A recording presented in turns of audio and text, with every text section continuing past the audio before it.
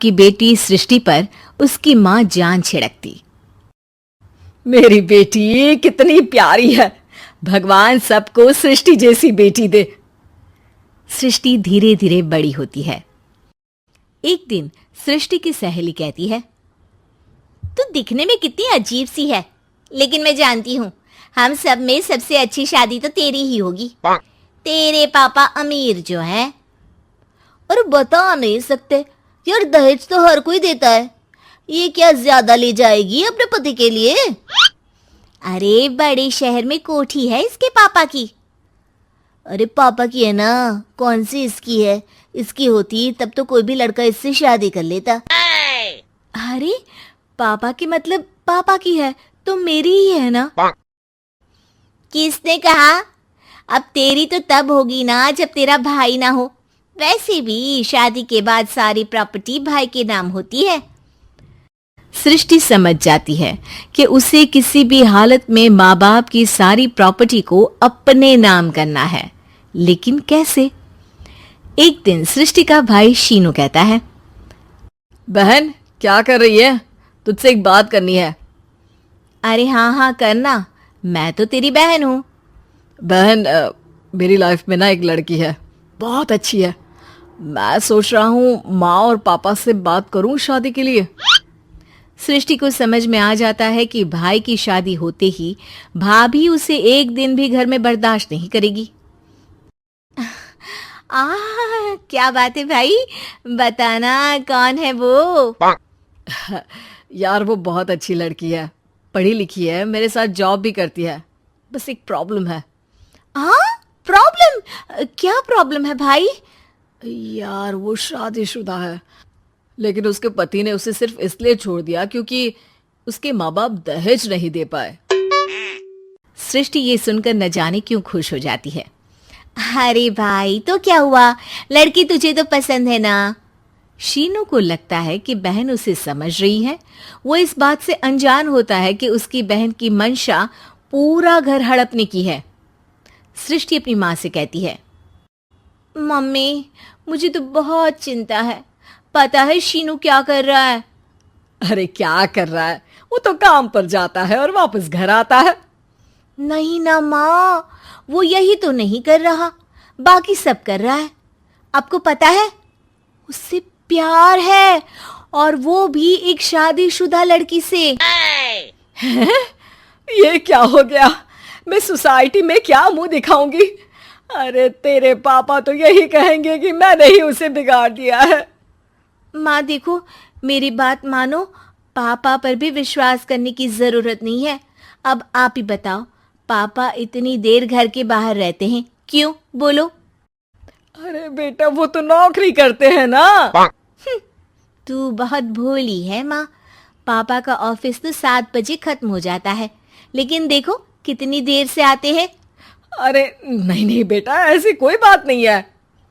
सृष्टि माँ को एक औरत से बात करते पिता की फोटो दिखाती है। देखो माँ कैसे हैं पापा। मैं ना कहती थी कि पापा सही नहीं है। मैं तेरे पापा से बात करूंगी, दे फोटो मुझे। ओ माँ, वो तो डिलीट हो गई। लेकिन चल, तूने तो देख लिया ना। पापा से बाद में बात कर लेना, और हाँ मेरा नाम बिल्कुल मत लेना। हाँ माँ। अब क्या था, सृष्टि के माँ और पिता के बीच झगड़ा होना शुरू हो जाता है। सृष्टि के मन में क्या चल रहा था कोई नहीं जानता था। एक दिन, माँ सृष्टि के लिए एक लड़का देखा है, वो लोग शाम को उसे देखने आने वाले हैं। और हाँ माँ, एक खुशखबरी, मैं और पापा मिलकर एक नया बिजनेस ट्राई कर रहे हैं। शाम को लड़का आता है, सांवले रंग का। सृष्टि को तो बिल्कुल भी पसंद नहीं आता। लड़की की माँ कहती है, लड़की का चेहरा तो कोई खास नहीं, लेकिन अगर मेरे बेटे को आप लोग सेटल कर दें तो मैं उसकी शादी आपकी बेटी से करवा दूं। सृष्टि को लड़का बिल्कुल पसंद नहीं था। उसे भाई पर गुस्सा आ जाता है। लड़के वालों के जाने के बाद कहती है, माँ देखा शीनू मेरे लिए कैसा लड़का लेकर आया, न दिखाने लायक न सुनने लायक, सेटल भी नहीं, वो भी हम करे। अरे माँ मैं जानती हूँ ये मेरी शादी किसी भी घर में क्यों करवाना चाहता है। अरे कैसी बात कर रही है बहन? तूने तो देखा ना, लड़के को मैंने ही मना कर दिया तुझसे शादी के लिए। जिसने लड़का बताया था उसने उसकी बहुत तारीफ की थी। बात आई गई हो जाती है, लेकिन सृष्टि का मन शांत नहीं होता। क्या करूं, कुछ समझ में नहीं आ रहा। मेरी शादी हो गई तो ये लोग पूरी प्रॉपर्टी शीनू के नाम कर देंगे। मेरे हाथ तो कुछ लगेगा ही नहीं। तभी सृष्टि को आइडिया आता है। वो किसी वकील को फोन करती है। जी देखिए, अगर आपके मम्मी पापा का तलाक हो जाता है तो आपके पिता की आधी प्रॉपर्टी आपकी माँ के नाम हो जाएगी, फिर उसे वो किसी को भी दे सकती है। सृष्टि अब माँ को बेटे के खिलाफ भरती है। माँ, शीनू पर नजर रखा करो। वो जिस लड़की के प्यार में है ना, वो शादीशुदा है। यहाँ आएगी, सारा पैसा, रुपया, जमीन, जायदाद सब हड़प लेगी। पापा का भी हाल तुमसे छुपा नहीं है। ऐसा ना हो कि मैं और आप एक दिन सड़क पर भीख मांगे।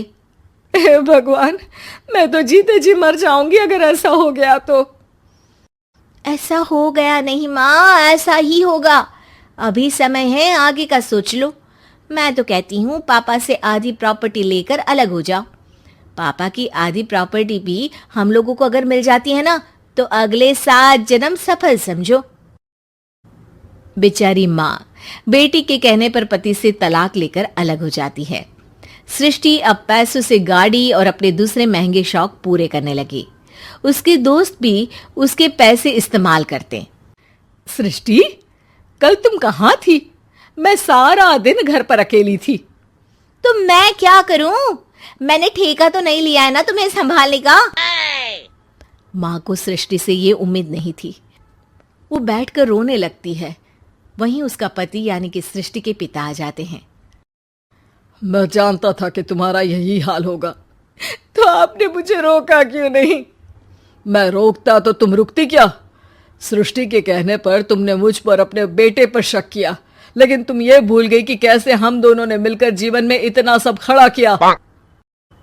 माँ पति के गले